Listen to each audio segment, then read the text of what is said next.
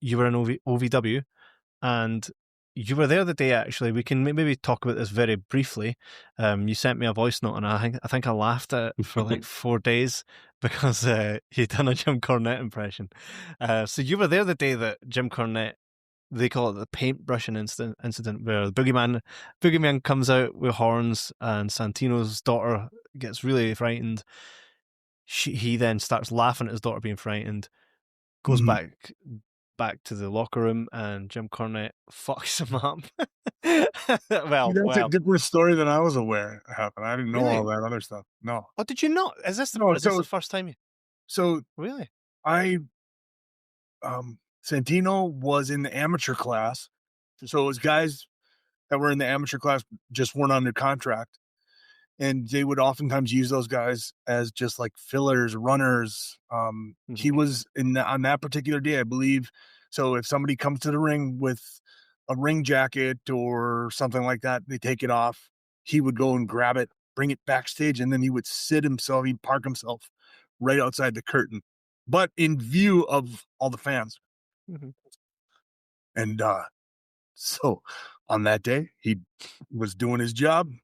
And the boogeyman, the lights go out. And this is the first time they're debuting the boogeyman character. Nobody's seen it. None of us have seen it. It wasn't like something that they walked through during the day, as far as I remember. So he sees, Boogie coming out from underneath the ring, doing his thing, and he's just like, yeah. And I was standing literally 5 feet away. And you don't want to sell a giant man coming out from underneath the ring? That looks like he does. You don't want to sell him? How about this? How about that? You want to sell this? How about that? How about this? And he's just like, yeah. Sorry, Jim Cornette is like a spirit. And then, yeah, and he was like, no, I'm sorry, I didn't mean it. No. And I remember somebody saying, like, Santino is like a judo champion or something like that. He's a badass in real life. Yeah.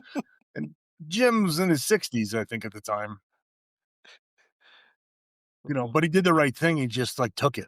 I think that's the right thing to do, because no matter what, if he had done anything but that, we probably wouldn't be having this discussion right now. It would just be like, he was the guy that got fired from OVW for bucking up to Jim Cornette.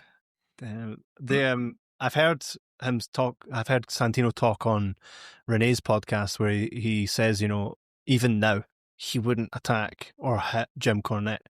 It's not within him to attack an older man, but he would have liked to have squashed the beef with Cornette, because it's like, you look up to someone and you're getting into a business and you truly respect someone, but the door's shut. Like, you're never going to get past that purely based off something that I truly think was a bit of a misunderstanding, because the way Santino tells it is his daughter was there and she was 10.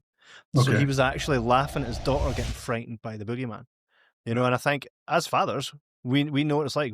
If you see your child experiencing something, you'll laugh. You'll react and respond that way. And I think, is it, in your opinion, actually, is it worth, like, from Jim Cornette's point of view, is it worth holding on to that hatred all these years over essentially soiling the boogeyman's OVW debut? No, absolutely not. It's just holding on to that hate they say it's like drinking poison and expecting the other person to die, right? Like, it's so much negative energy that you're expending on somebody else. And like, I can sit here and the Randy Orton, John Cena thing, right? Like, I can sit here all day and think about it and hate them, and their day goes, they don't give a fuck. Their day goes on, just, yeah, they don't think about me, so I'm the real loser in that situation.